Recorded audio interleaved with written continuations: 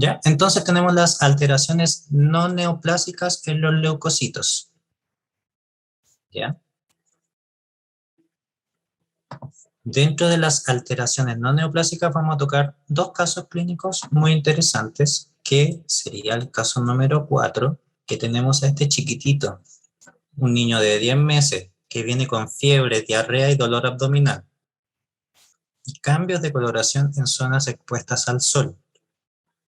¿Ya? Eso significa en los bracitos, tiene hipopigmentación en las piernas, en la cara, pero donde tiene ropita no. ¿Ya? Este paciente se presenta con una esplenomegalia, con leucocitos de 4.200, una hemoglobina de 6.3 y plaquetas de 5.300. Se le hace las pruebas de coagulación y tiene la protrombina un poquito prolongada, ¿ya? Y el TTPA muy prolongado.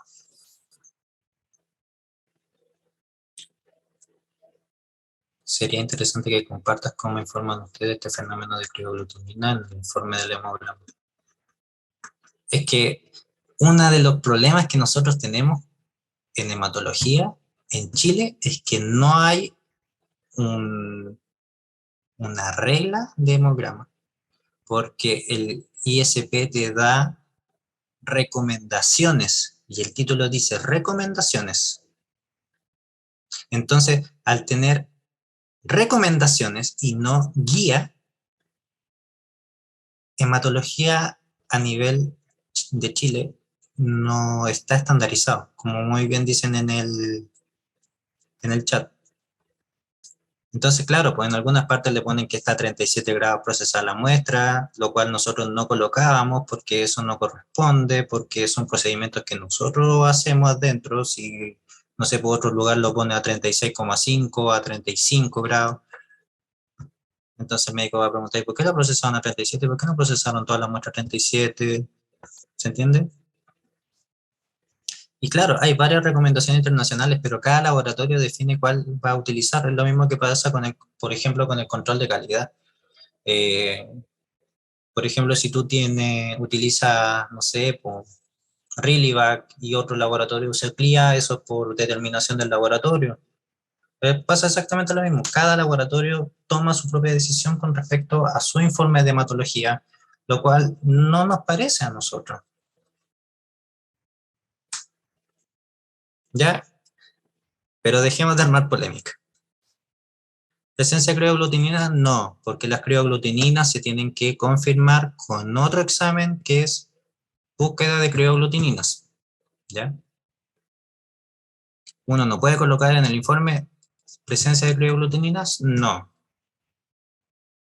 ¿Ya? Lo que tú tienes que colocar es presencia de aglutinación eritrocitaria. ¿Ya? Sí, sigamos. Entonces, en el estudio de anatomía patológica del vaso, apareció una congestión esplénica, histocitos con material fagocitado. Significa de que habían estas células con muchas vacuolas con material fagocitado. ¿Sí? Es como redundante. En la microscopía óptica de pelo destacó la presencia de gránulos marrón oscuro distribuidos de manera regular, ¿ya?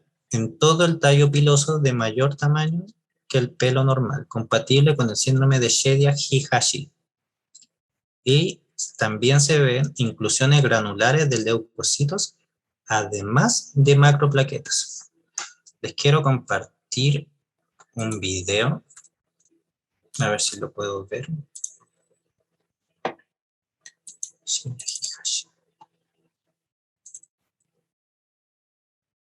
¿Se ve el video? ¿Me pueden ayudar en el chat?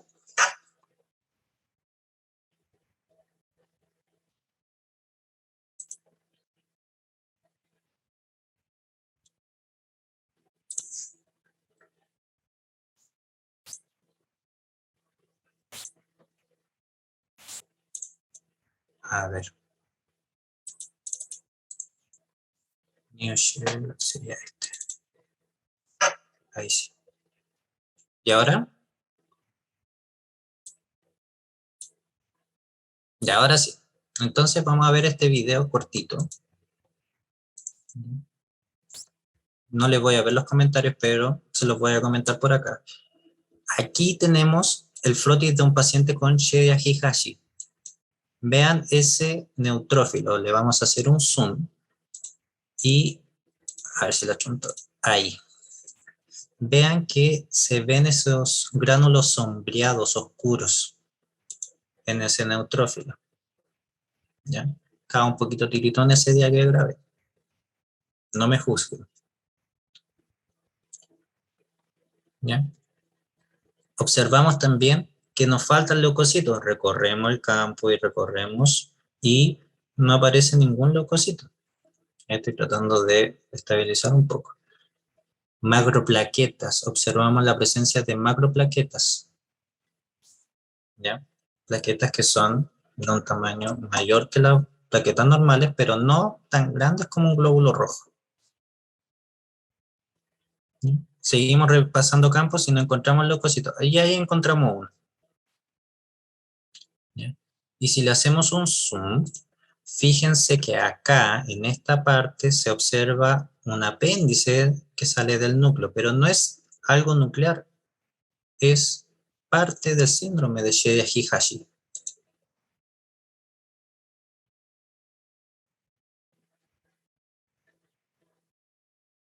Y ahí tenemos un linfocito reactivo, y ahí tenemos otro linfocito, y ven que es como un apéndice que sale, pero en verdad es una acumulación de gránulos que están ahí.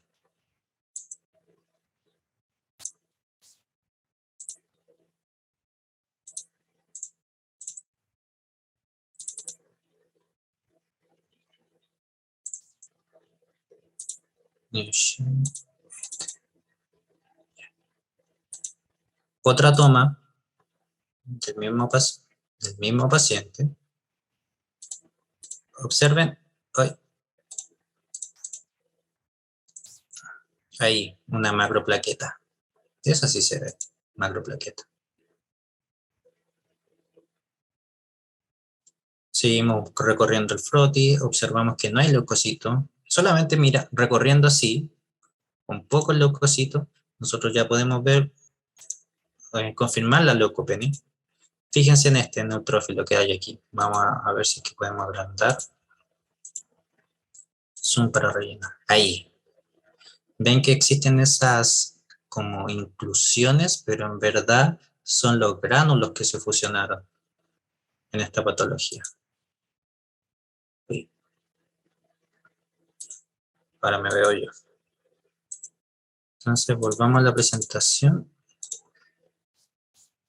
Y lo que pasa con Chiari-Hashi es que existe una mutación no solamente que se ve a nivel de los de la línea de los leucocitos, sino que también hay alteraciones a nivel de los melanocitos. ¿Ya? Dentro de estos melanocitos, el melanosoma, donde va la pigmentación de los queratocitos, no se transportan, ¿ya? Aquí en los neutrófilos también tenemos problemas porque se acumulan estas lisosomas. Tenemos disminución de los gránulos densos en las plaquetas y además tenemos infecciones piogénicas por patógenos como Staphylococcus aureus y Streptococcus pyogenes. Pero ¿qué es lo que sucede realmente? ¿Qué sucede realmente? Dijo un futbolista. ¿Ya? Tenemos un lisosoma. El lisosoma básicamente es una vesícula que tienen todas las células y dentro de esas vesículas se encuentran transportadas enzimas que vienen del aparato de Golgi.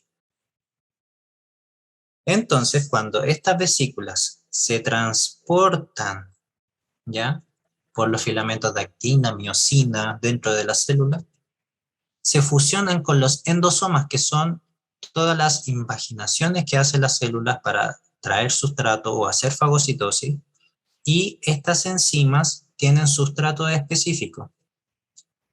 Estos sustratos se van a desintegrar gracias a la acción de las enzimas que vienen del lisosoma. Y a su vez, estos lisosomas se pueden reutilizar. Vamos a hacer una flechita acá. Interrelación, no. Se pueden reutilizar, volver al aparato de Golgi, y del aparato de Golgi traer más enzimas, y el endosoma también se puede reutilizar, y el ciclo continúa y continúa y continúa. ¿Ya? Les dejé aquí una leyenda de qué significa cada dibujito. ¿Ya? ¿Se entiende el proceso normal de los lisosomas y su acción?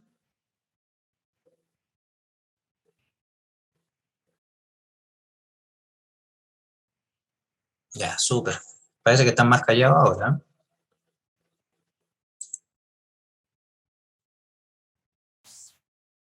Ya. Me falló la animación. Entonces, ¿qué es Shedia Higashi? Vamos a checar acá, porque no veo bien. Aquí dice. Ya. Shedia Higashi, lo que pasa es que tenemos problemas con la proteína de transporte lisosomal debido a una mutación del gen LIST, que significa Lysosomal Trafficking Regulator. ¿Ya? Esto va a generar que al momento de que el lisosoma se fusione con el endosoma,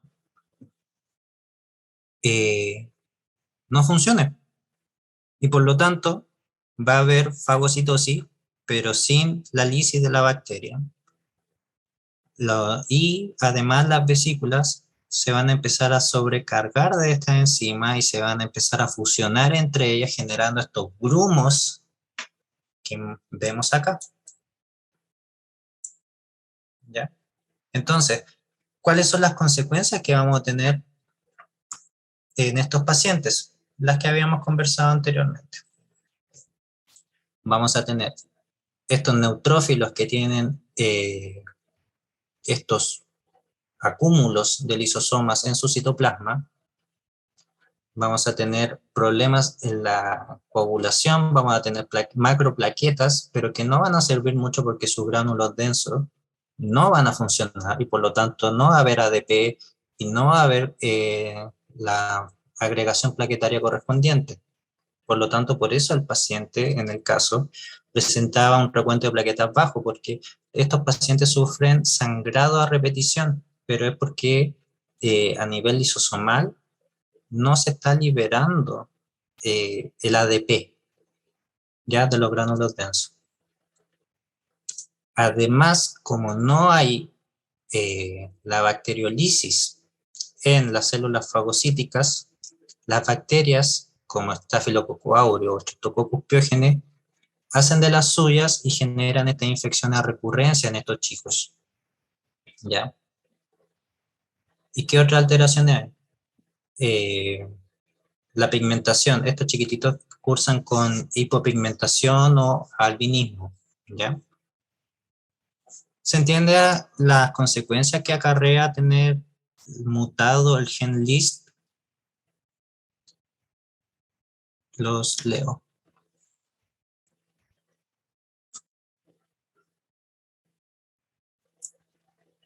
Hoy se quedaron dormidos.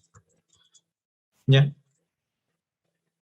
Dentro del tratamiento que se les da a estos chiquititos, los cuales no tienen una sobrevida mayor de los 10 años, lamentablemente, son los antibióticos de amplio espectro para tratar de sobrellevar la infección de recurrencia que sufren ellos. Y como tratamiento... espérame un poquito.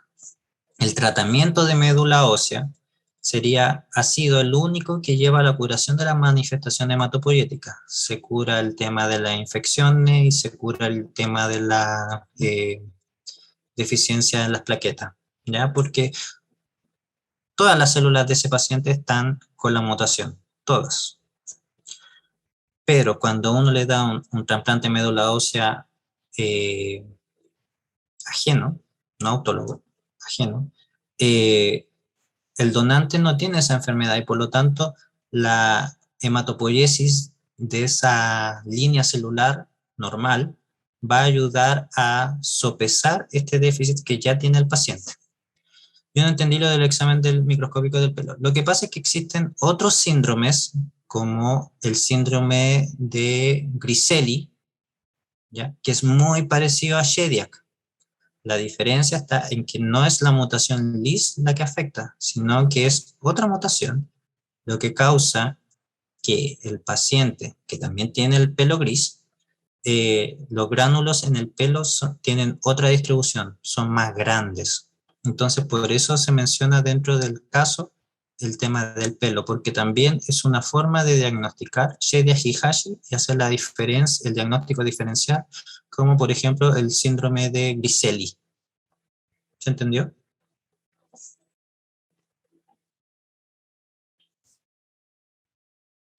En ese caso lo que haríamos sería cambiar esa médula con aquellos progenitores que no posean la deficiencia.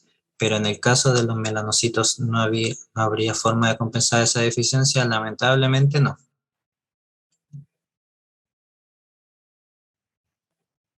No, porque el problema está a nivel de las células y no podemos cambiar la dermis, donde vienen los melanocitos. Pero aún así los pacientes empiezan con estas congestiones esplénicas, porque las células empiezan a acumular bacterias dentro de ella y no pueden hacer nada con ella y se van al vaso y el vaso se empieza a congestionar de todas estas bacterias y el vaso genera la esplenomegalia y les quita calidad de vida a los pacientes. ¿Ya?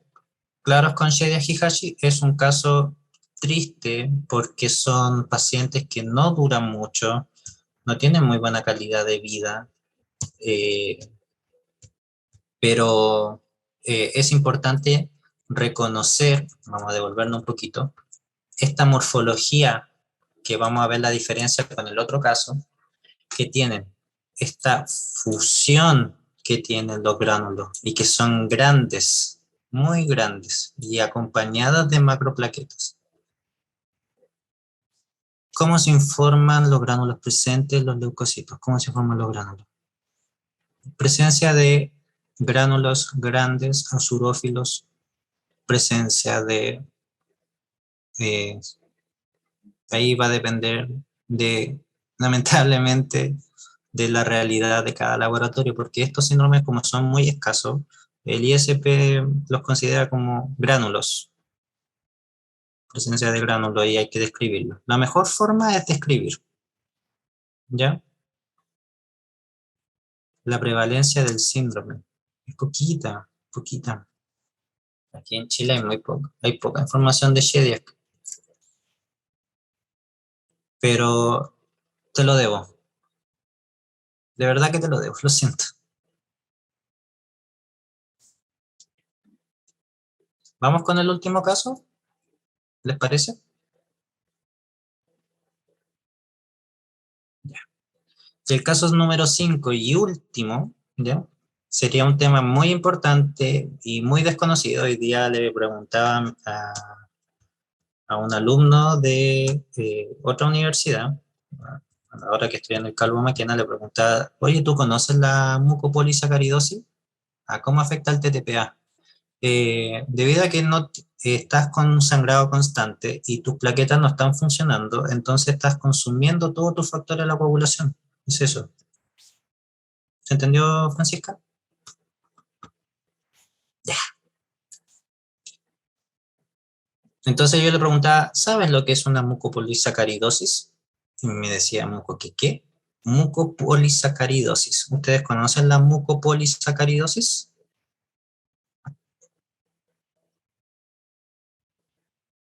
Ya, vamos 1, 2, 3, 4, 5, 6, 7.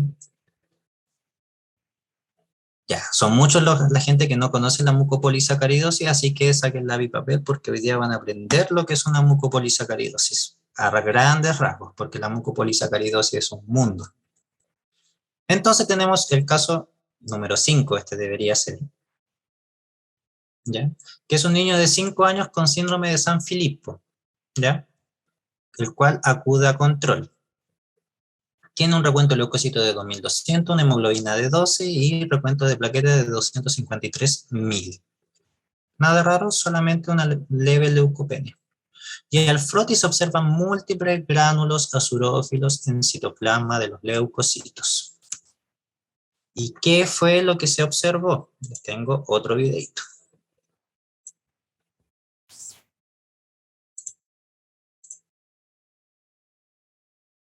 ¿Ya? Observen esto que es súper raro. ¿Ven ese neutrófilo? Y este otro neutrófilo de acá, banda, para algunos también podría ser. ¿Qué tiene de raro esos glóbulos, esos glóbulos blancos?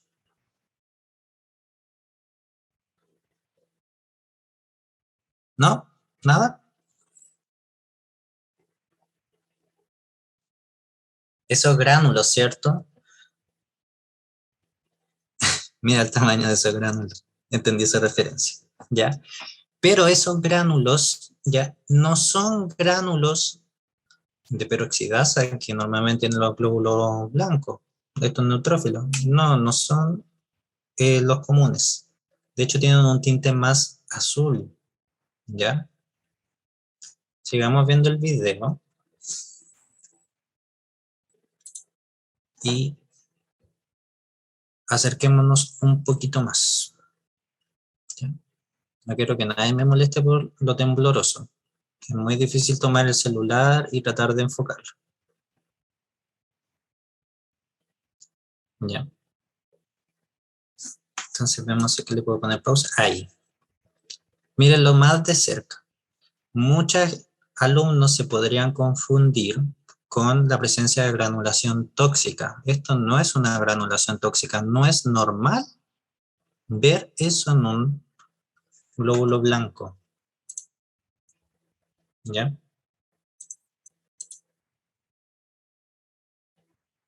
Los gránulos son más grandes y son como de un color más azul, como si fueran una mezcla rara entre neutrófilo y basófilo, por así decirlo. ¿Ya? ¿Les gustó el video? Entonces, las mucopolisacaridosis tiene por lo menos unos 7 subtipos.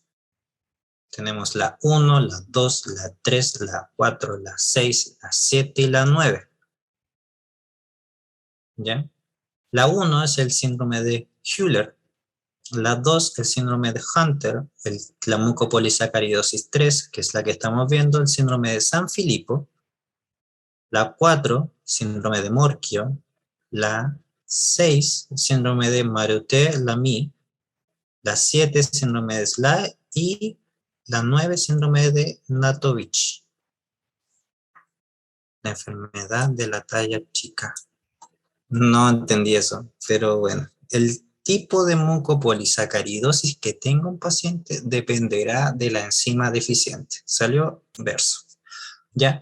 Pero, ¿qué es una mucopolisacaridosis? Que es lo que más nos interesa a nosotros. Nuevamente volvemos a el lisosoma. Y el lisosoma, ¿ya? Nuevamente se transporta, llega, se fusiona con el endosoma y se genera esta destrucción del sustrato y liberación de todos los monómeros o de las unidades más básicas del material que esté destruyendo. Pero en la mucopolisacaridosis tenemos la deficiencia de una de estas enzimas, deficiencia cualitativa y o cuantitativa. ¿Qué va a generar? Que nosotros, nuestro lisosoma, cuando quiera destruir los sustratos, va a haber uno que no va a poder destruir. Y ese lisosoma, a su vez, se va a empezar a acumular de ese sustrato y se empieza a acumular de ese sustrato eternamente. La acumulación de tanto sustrato dentro del lisosoma y de muchos lisosomas va a generar una congestión a nivel celular y la muerte en sí de esa célula. Pero no lo piensen cerradamente a nivel de un leucocito, piénsenlo a nivel general del cuerpo. Todas las células, ya sea células neuronales, células eh, del hígado, del vaso, ¿ya? Osteocito, osteoclasto, todas estas células van a verse afectadas por la deficiencia de esta enzima. Y la mucopolisacaridosis 3, que sería el síndrome de San Filipo, ¿ya? La enzima que falta va a depender del subtipo de San Filipo que tenga el paciente. Tenemos San Filipo A, donde nos falta la N-sulfoglucosaminasa sulfohidrolasa, la cual no degrada o se acumula en los lisosomas el heparan sulfato. La síndrome de San Filipo B se acumula, no, o sea, nos falta la alfa N-acetilglucosaminidasa, la cual también hace que se acumule heparan sulfato.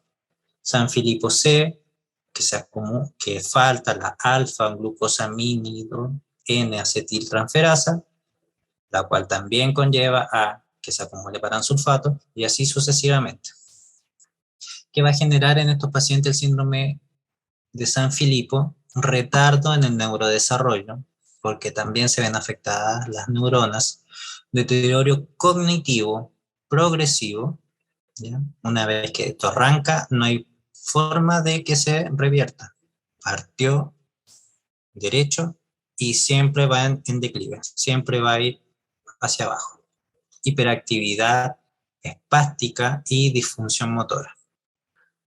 El síndrome de San Filipo, ¿ya? Y muchas otras de la mucopolisacaridosis son de tipo de herencia autosómica recesiva, excepto mucopolisacaridosis 2, que va ligada al cromosoma X. Entonces, ¿cómo, además de la hematología, podemos hacer el diagnóstico? A través de la determinación de glicosaminoglicano en orina de 24 horas y la determinación de la actividad de los leucocitos en suero. A ver, ¿qué dice el chat? Pero en el laboratorio de hemato, ¿lo informas con estudio citogenético o dejamos ahí?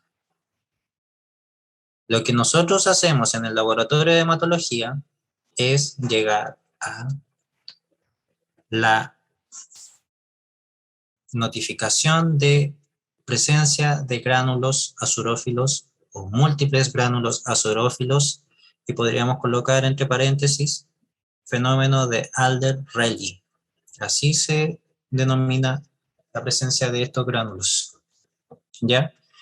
¿Por qué hablo en general? Porque mucopolisacaridosis, uno va a tener la presencia de estos gránulos en múltiples gránulos en los leucocitos, tanto en mucopolisacaridosis 1, como en la 2, como en la 3, como en la 4, como en la 6, y así sucesivamente, ¿ya? Alder-Rayleigh, lo voy a escribir en el chat. Alder-Rayleigh. ¿Ya? Claro con lo que son las mucopolisacaridosis. Por ejemplo, si al día de mañana ustedes le quieren explicar a alguien qué es una mucopolisacaridosis, ¿podrían explicarlo?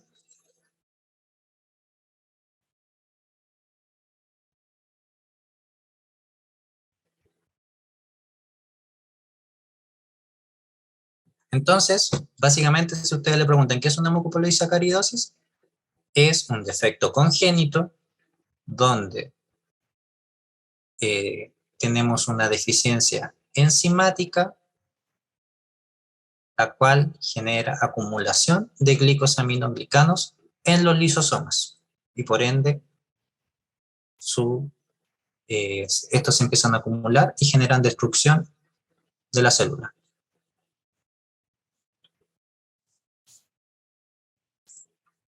Voy al tiro. ¿Qué exámenes adicionales tenemos que utilizar? Determinación de los glicosaminoglicanos en orinas de 24 horas. En la orina se van a empezar a acumular todos los glicosaminoglicanos, ¿ya? Que están sobrando. Entonces, en San Filipo tenemos una acumulación de heparansulfato.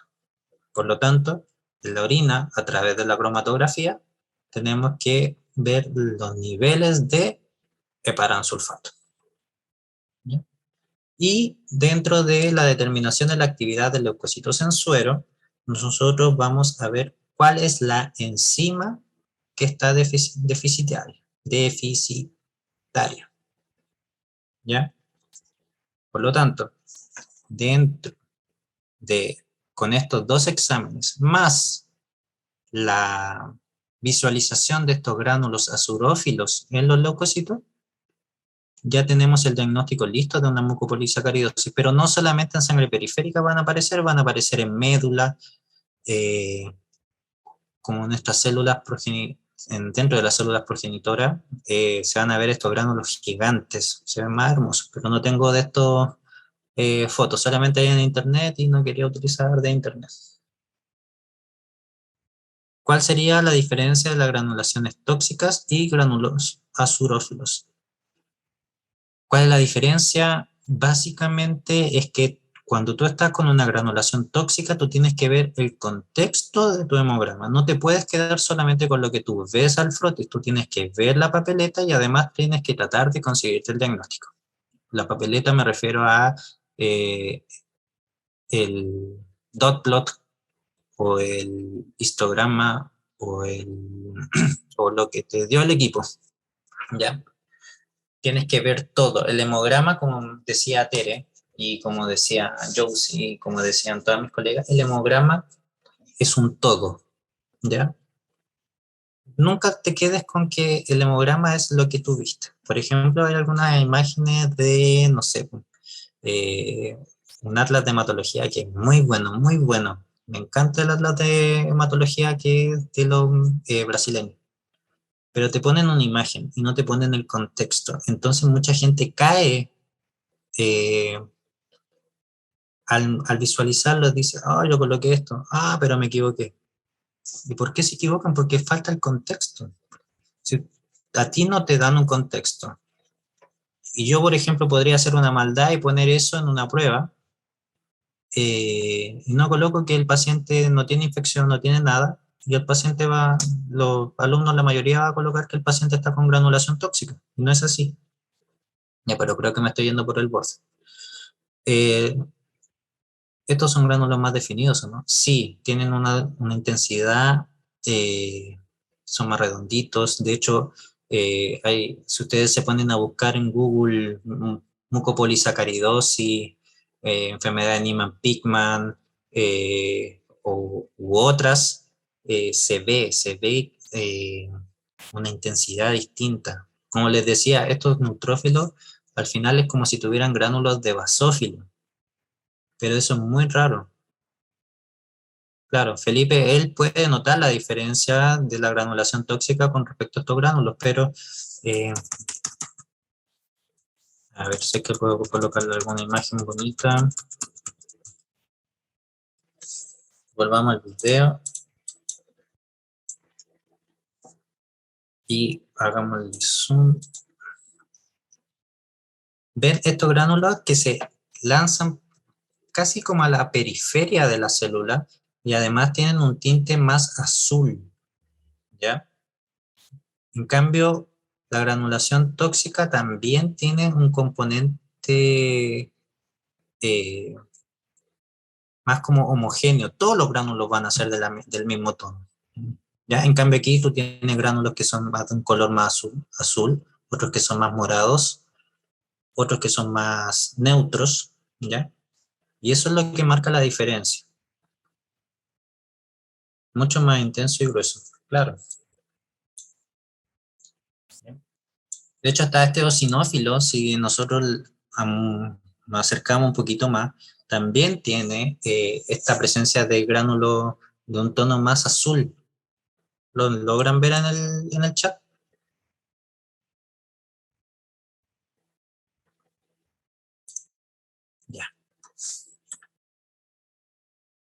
Entonces sigamos avanzando. Ya. De casualidad, esas mutaciones de esos locus que mostró en la tabla, ¿sabe por qué tipo de alteración se debe? ¿Por una variación en el número de copias, como deleciones, translocaciones? Esto de la mutación es muy raro, ¿ya? No te podría, tendría que averiguártelo, pero eh, son mutaciones aleatorias algunas, otras son, eh, o sea, no aleatorias, sino que puntuales, en un solamente, como lo que pasa con la hemoglobina S, ¿ya? Pero, por ejemplo, San Filipo A y San Filipo B, San Filipo A es la más común, San Filipo B es la segunda más común, ¿ya? Se han reportado 140 mutaciones. No es solo una, sino que 140 mutaciones en el gen SGSH, donde en el locus del cromosoma 17 en el brazo largo, locus 25.3. Y la otra está en el 17, brazo largo 21.2. ¿Ya? Porque aquí hay dos enzimas que están relacionadas con la degradación del heparansulfato. Pero también hay más enzimas en otros cromosomas como el 8 o el 12, que serían la C y en la D respectivamente. Entonces, eh, es muy variable. Por ejemplo, San Filipo es una de las más variables porque es la más común, aquí por lo menos en Chile. En otros países también ocurre que en otros países la más común es la tipo 1, la de Hüller. Entonces, esto de la mucopolisacaridosis muchas veces está subdiagnosticada, mucha gente no la conoce y al no conocerla no la diagnostica. Por eso es importante que también sepan del fenómeno de Alder-Rayleigh ligado a la mucopolisacaridosis. ¿Ya?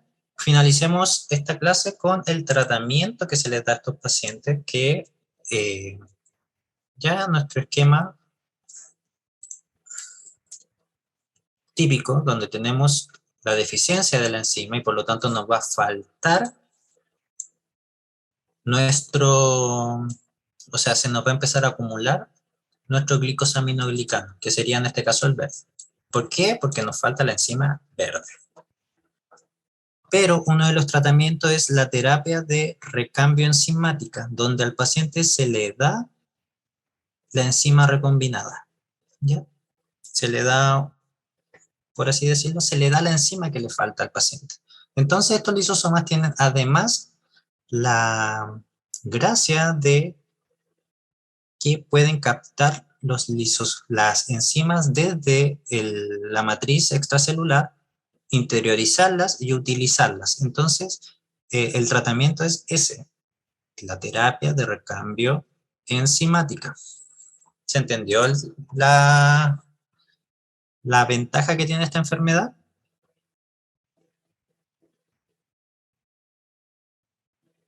¿O el tratamiento que tiene esta enfermedad?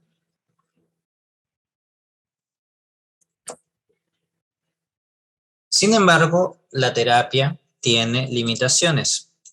Como es una enfermedad multisistémica, progresiva y con diferentes mecanismos, el aumento de glicosaminoglicanos va a generar disostosis múltiple, que son problemas a todos los huesos, hiperpigmentación de la córnea, esplenomegalia, eh, hepato y esplenomegalia, problemas neurológicos, ¿ya? Y la terapia lamentablemente no traspasa la barrera hematoencefálica. Por lo tanto, el problema neurológico va a seguir en el paciente. Sí, en el fondo le das lo que le falta. Exacto. El problema es que, es lo que estoy comentando, las limitaciones serían esas. No le puede, lamentablemente no puede llegar la enzima a la barrera hematoencefálica. Se generan anticuerpos contra esta enzima y al final el tratamiento falla y el precio es muy elevado. Y lamentablemente la ley Rigarte-Soto cubre contra mucopolisacaridosis 1, 2 y 4, ¿ya? Que es la ley Rigarte-Soto aquí en Chile, sirve para hacer el costo de enfermedades muy raras. Y para los pacientes que tienen esta enfermedad, el trasplante de médula ósea, al igual que en Shedia Higashi, sirve para eh, para sopesar los males hematopoyéticos que tenga el paciente. Entonces, podemos subsanar toda la hematopoiesis, toda la línea blanca, toda la línea plaquetaria, pero no podemos hacer mucho con el resto. La disostosis de los huesos y la neurodegeneración. Ya, entonces, para concluir, porque ya con esto finalizamos, recuerden, Shedia Higashi es un gránulo grande, grande, que se coloca tanto en todos los leucocitos, y el fenómeno de Alder-Rayleigh, que es la acumulación de mucopolisacáridos, ¿ya? Son gránulos, son múltiples gránulos en el citoplasma de los leucocitos, ¿ya? Así que eso. La próxima clase va a ser el día 27, donde les voy a traer 5 casos más, pero vamos a hablar más de ANTA y de leucemias. Así que eso, los espero, les agradezco la atención. Eso. Muchas, muchas, muchas gracias.